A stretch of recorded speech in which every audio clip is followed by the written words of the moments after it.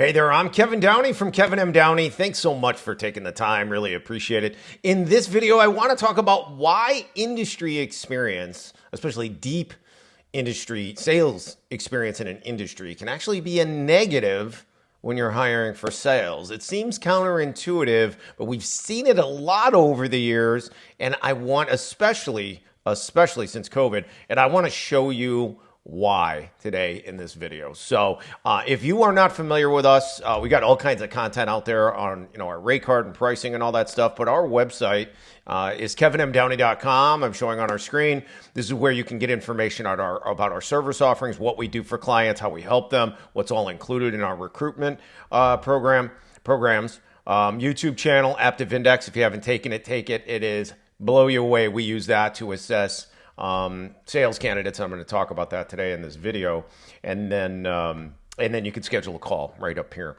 in the upper right hand corner. Okay, so all right, we're going to go to my ultimate. This is from our knowledge base. If you want a copy of this, let us know. I think it's available in the footer in our website. We link it, but we give this to clients, but also prospects. This is the ultimate sales and business development guide for B2B owners. Okay, and this is where we see the hiring of people with really going after deep industry experience. And it can be a negative, and it's probably a negative more often than a positive. And in my guide, we talk about, the four most common and overrated concepts in sales hiring. And three of them are in quotes. Some of my favorite phrases and thoughts, concepts, relationship-based, industry experience, network, and book of business. 2, 3, and 4 tie together very closely. We hear that all of the time, that companies, they want a sales rep. They're trying to hire a sales rep that, has industry experience, right? Has a network, quote unquote, and a book of business. So if you take those concepts, I just want to clarify. I covered this in a podcast recently and also in another video, but I want to explain this because at first you're going to think, well, you're crazy. There's no way. That makes no sense. If they have industry experience and a network and a book of business, they're ideal for us. Okay, in theory they are, but here's the problem you're going to run into. Two things.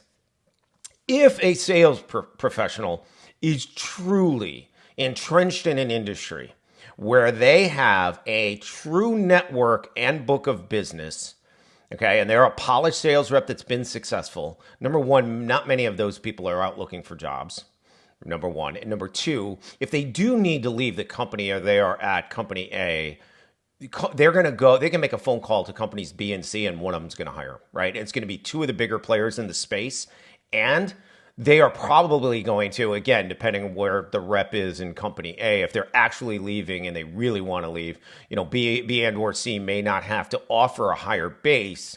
But in most cases, those really entrenched sales reps are being, headhunted, right? They're being hunted by recruiters to move them from company A to company B. And company B is going to have to not only pay that recruiter, but they're going to have to pay a higher base salary to recruit that rep. Right? So we have to clarify.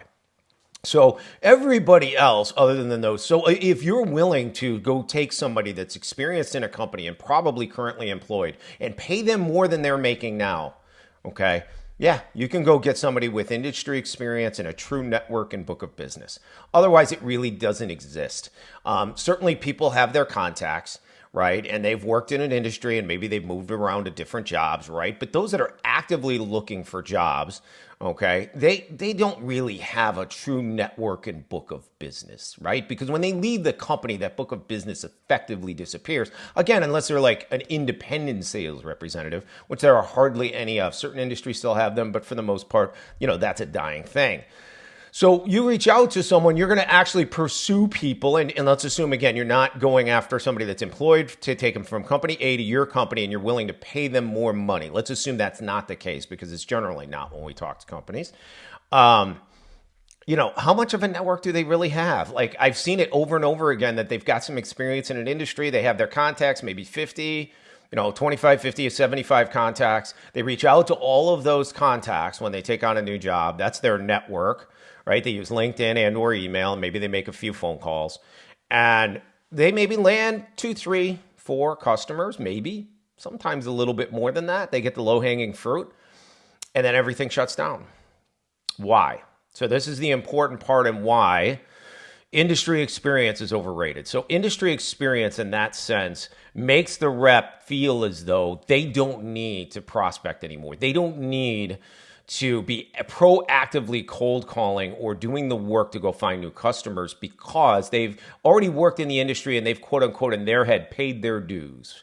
So if they've done that, they don't want to prospect to the tune of 50 to 100 calls a day. That's what we see all of the time. So they come into a company just loves their resume. They talk the talk, they walk the walk, they got the whole thing. And salespeople, by the way, are the best interviewers out there.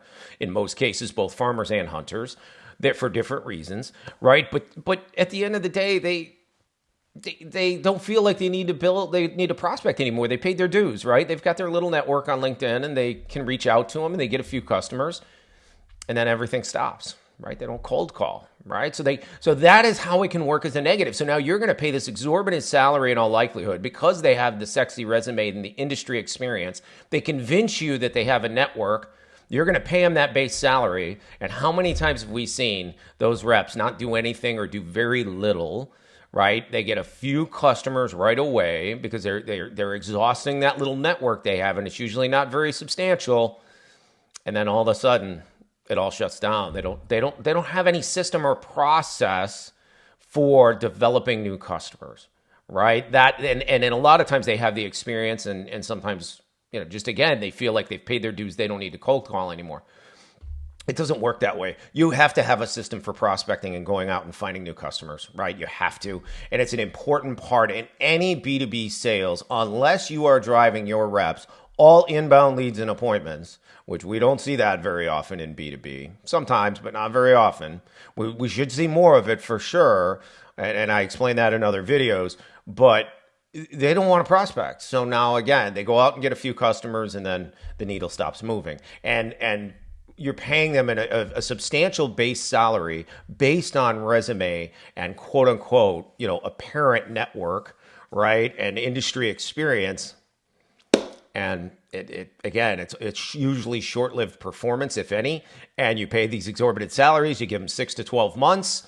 So let's say you've paid them a base. I'm just going to throw a number out there. Say their base is $90,000 or $100,000 a year. That's a lot of money to pay someone who's only bringing a handful of customers in most cases, right? So anyway, hopefully that helped you. If you have any questions you want to find the best of the best talent, sales talent for your organization, reach out to us. Website is kevinmdowney.com. Got the schedule a call button in the upper right-hand corner. Also have Take Aptive Index. That's the assessment product. I talk about this in other videos as well. That's the assessment product we use to evaluate whether people are built for sales and what type of sales they are built for.